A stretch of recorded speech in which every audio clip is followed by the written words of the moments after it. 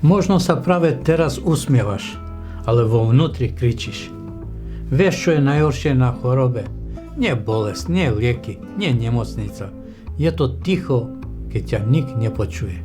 Je to strach, ktorý si nechávaš pre seba, lebo nechceš nikoho zaťažovať. Je to, keď si pred svetom silný, ale v noci plačeš do vankúša, lebo už nevlázeš.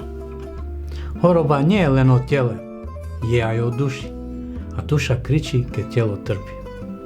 Niekedy sa bojíš, že to nezvládneš. Niekedy si znechutený zo zrkadla, lebo sa už necítiš ako ty. Niekedy máš pocit, že si len bremeno pre tých druhých.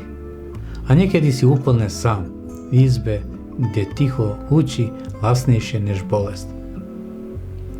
Ale počúvaj teraz dobre. Nie si slabý, lebo plačeš. Si silný, lebo si sa ešte nezlomil. Nie si menej cenný, keď potrebuješ pomoc. Si človek. A hlavne nie si sám. Tisíce ľudí denne prežívajú rovnaký boj.